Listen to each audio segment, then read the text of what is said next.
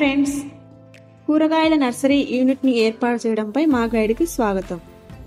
ఈ వీడియోలో అవసరమైన ప్రారంభ పెట్టుబడిని 2 వర్గాలుగా విభజిస్తాము. 1 స్థిర మూలధనం, 2 పని మూలధనం. మొదట 7 లక్షల రూపాయల స్థిర మూలధనం గురించి మాట్లాడుకుందాం. ఇందులో భవనం, యంత్రాలు, పరికరాలు వంటి దీర్ఘకాలిక ఆస్తులలో పెట్టుబడి ఉంటుంది. అవసరమైన మరమ్మతులు, అంతర్గత పని మరియు ఫర్నిచర్తో పూర్తి చేసిన భవనం లేదా షెడ్ను ఏర్పాటు చేయడం గురించి మాట్లాడుతున్నాం. గుర్తుంచుకోండి, మేము ఇప్పటికే మునుపటి వీడియోలో యంత్రాలు మరియు పరికరాల గురించి చర్చించాం. బీమా, లైసెన్సులు మరియు అనుమతులు వంటి ఖర్చులు కూడా స్థిర మూలధనంలో చేర్చబడతాయి. తరువాత మనకు వర్కింగ్ క్యాపిటల్ ఉంది, మొత్తం 83,000 రూపాయలు. ఇది మీ రోజువారీ కార్యకలాపాలకు ఇది చాలా అవసరం. ఇది చేతిలో ఉన్న నగదును సుమారు 1 నెల జాబితాను కలిగి ఉంటుంది. కొనుగోళ్లన్నీ నగదు రూపంలో జరిగాయని మేము భావిస్తున్నాం. వర్కింగ్ క్యాపిటల్ యొక్క ఈ గణన మీరు లాభదాయకతను చేరుకునే వరకు ప్రారంభ నగదు నష్టానికి కూడా కారణం అవుతుంది. మా రాబోయే వీడియో కోసం వేచి ఉండండి. ఇక్కడ మేము త్వరగా లాభదాయకతను చేరుకోవడానికి ప్రారంభ ఖర్చులను తగ్గించే చిట్కాలను పంచుకుంటాము.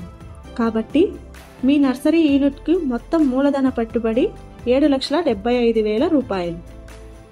ఇది మీ వ్యాపారం కోసం మీకు స్పష్టమైన ఆర్థిక ప్రణాళికను అందిస్తుంది. ఈ మూలధనాన్ని ఎక్కడ నుండి పొందాలో అర్థం చేసుకోవడం, మీకు ఎంత అవసరమో తెలుసుకోవడం ఎంత ముఖ్యమో అంతే ముఖ్యం. స్థిర మూలధనం మరియు పని మూలధనం వేర్వేరు పాత్రలను కలిగి ఉంటాయి. అందువల్ల వాటి మూలాలు విభిన్నంగా ఉండాలి.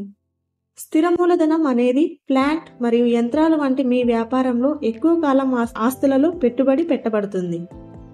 ఇది త్వరగా నగదుగా మారదు కాబట్టి దీనిని ఫిక్స్డ్ అని పిలుస్తారు. స్థిర మూలధనాన్ని సేకరించడానికి వ్యక్తిగత పొదుపు, స్నేహితులు మరియు కుటుంబ సభ్యుల సహాయం, భాగస్వామ్యాలు లేదా లాభాలను తిరిగి పెట్టుబడి పెట్టడం వంటి తక్షణ తిరిగి చెల్లించాల్సిన అవసరం లేని దీర్ఘకాలిక సహన వనరులను పరిగణించండి. మరోవైపు వర్కింగ్ క్యాపిటల్ మీ రోజువారీ వ్యాపార కార్యకలాపాలకు జీవనాధారం. మీరు ముడి పదార్థాలను కొనుగోలు చేయడానికి మరియు నిర్వహణ ఖర్చులను భరించడానికి దీనిని ఉపయోగిస్తారు. దీనిని వర్కింగ్ క్యాపిటల్ అని పిలుస్తారు, ఎందుకంటే ఇది మీ అమ్మకాల చక్రంతో కదులుతూ ఉంటుంది. ఇది 1 వారం నుండి 3 నెలల వరకు ఉంటుంది. కాబట్టి కూరగాయల నర్సరీ యూనిట్ను విజయవంతంగా ప్రారంభించవచ్చు. ధన్యవాదములు.